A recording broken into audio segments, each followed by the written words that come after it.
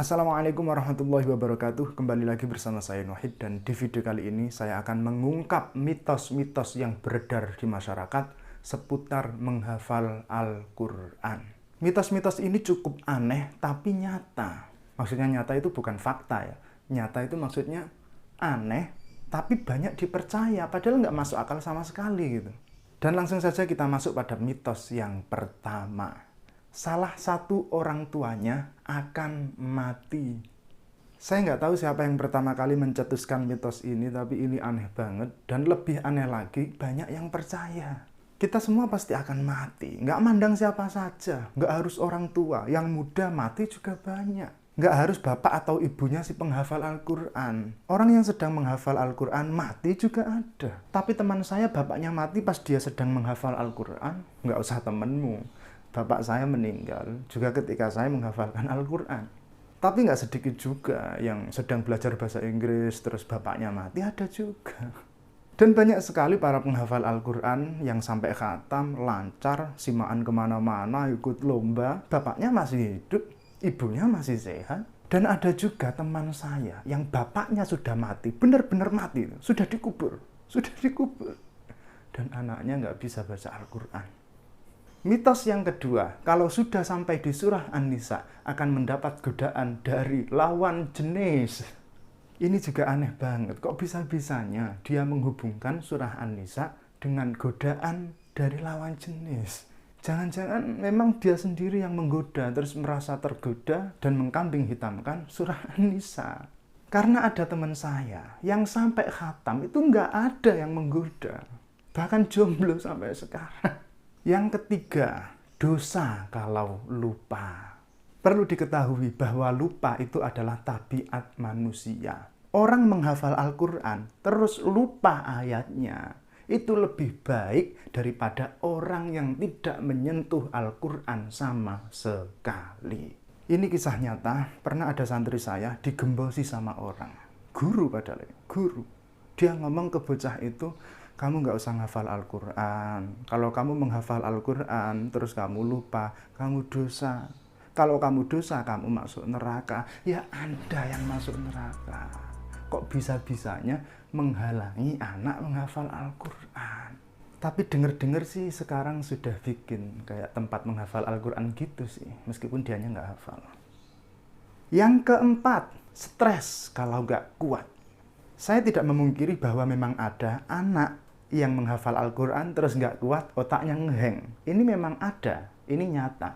Tapi itu nggak murni soal Al-Quran. Dan ketika diselidiki pasti ada masalah di luar itu. Misalnya karena korban bully sama teman-temannya, atau karena broken home. Sehingga pikirannya kacau, nggak bisa menghafal. Dipaksa menghafal, ya stres. Itu berarti bukan karena Al-Quran. Banyak sebab. Dan banyak sekali orang gila yang nggak pernah bersentuhan dengan Al-Quran sebelumnya. Mitos yang kelima, orang yang hafal Al-Quran pasti ahli ilmu agama. Belum tentu. Banyak sekali orang yang hafal Al-Quran tapi nggak ngerti kalimat yang dihafalkannya. Nggak ngerti ayat yang dihafalkannya.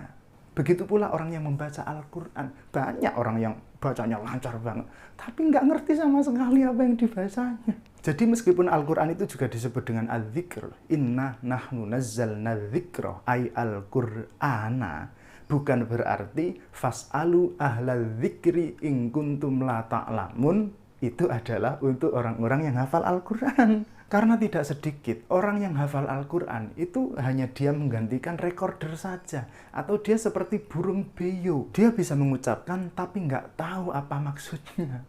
Mitos yang keenam, orang yang menghafal Al-Quran tidak boleh maksiat.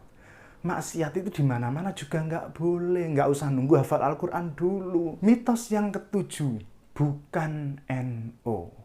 Ini konyol banget, konyol. Konyol sekonyol-konyolnya. Konyol, pakai Y. Bukan pakai S. Dingin dong. Ini memang konyol banget, tapi ini nyata. Nyata banget. Waktu saya masih di Lamongan, saya tuh bikin tempat di belakang rumah.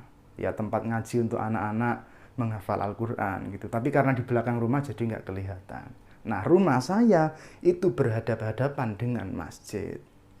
Masjid ini suatu ketika bikin pengajian akbar. Yang isi pengajiannya itu Kiai NU, tapi nggak ada mambu-mambu kiainya sih, lebih ke Kiai mambu gitu. Itu karena kiai yang asli yang diundang itu nggak bisa hadir gitu. Terus ya udah dicarikan siapa aja yang penting bisa ngomong di depan umum. Dan di antara isinya adalah berpesan pada orang-orang agar jangan memondokkan anak di pondok-pondok tahfidz. Itu pondok-pondok Wahabi. Ya Allah, saya sampai ngelus dodo karena mau ngelus tungkak ya aduh. Padahal pondok tahfidz yang NU itu banyak sekali. Yang semaan di mana-mana itu ya wong NU. Yang ikut lomba-lomba itu rata-rata ya NU. Dan mungkin beliau belum tahu kalau sekarang banyak pondok NU itu nggak payu. Terus akhirnya nama pondoknya dikasih Tahfidzul Quran. Pondok pesantren Tahfidzul Quran apa? Kalau memang dia nggak bisa menghafal Al-Quran, nggak usah larang anak untuk menghafal Al-Quran. Dan kalau nggak ngerti apa-apa tentang NU, nggak usah ngomong tentang NU. NU anti Wahabi, tapi NU nggak anti Al-Quran. Meskipun orang Wahabi juga baca Al-Quran, meskipun orang Wahabi juga menghafal Al-Quran. NU anti teroris, tapi NU bukan anti Al-Quran. Meskipun teroris itu juga baca Al-Quran, meskipun teroris itu juga menghafal Al-Quran.